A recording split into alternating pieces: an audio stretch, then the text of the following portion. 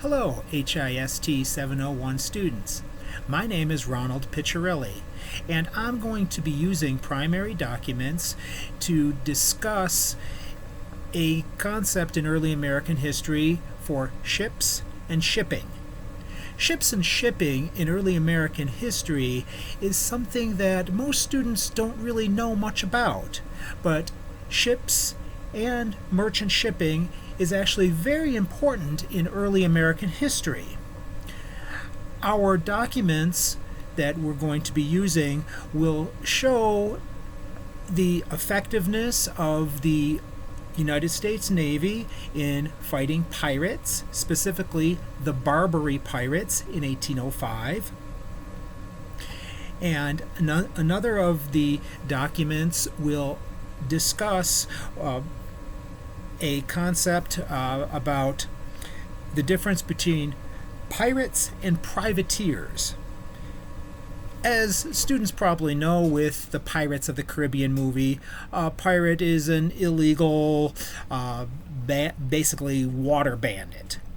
But in history, a privateer is a sea captain who receives a special letter of marque from their home government.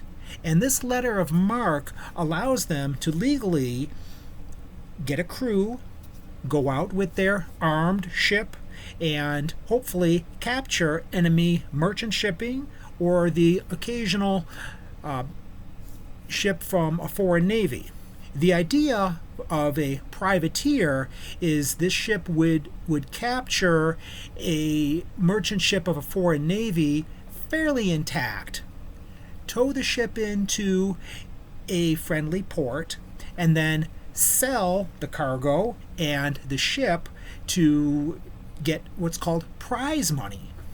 And this is a concept that most history students really don't know much about, but it's very important in early American history. Also, one of the primary documents we will be using will kind of read between the lines about early American merchant ships, and what we mostly encounter in textbooks is that American merchant ships before the War of 1812 were kind of sitting ducks, at least according to the textbooks.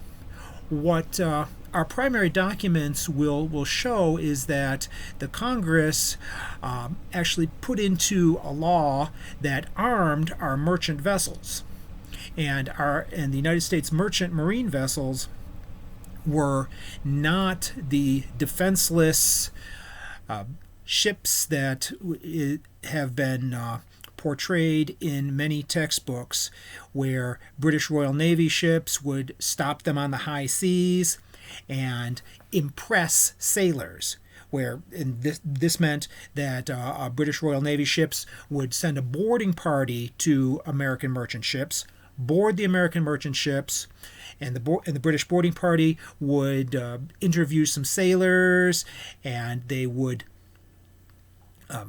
listen for British accents.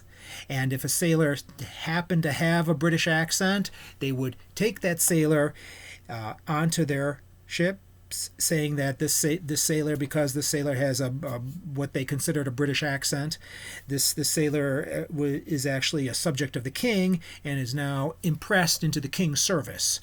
And this happened for years before the War of 1812, and we'll be looking at documents with that and seeing that basically the American merchant vessels were not the sitting ducks as they're portrayed to be in many textbooks. They were armed, and our documents will show that. Our documents will also show the use of American privateers capturing foreign merchant ships.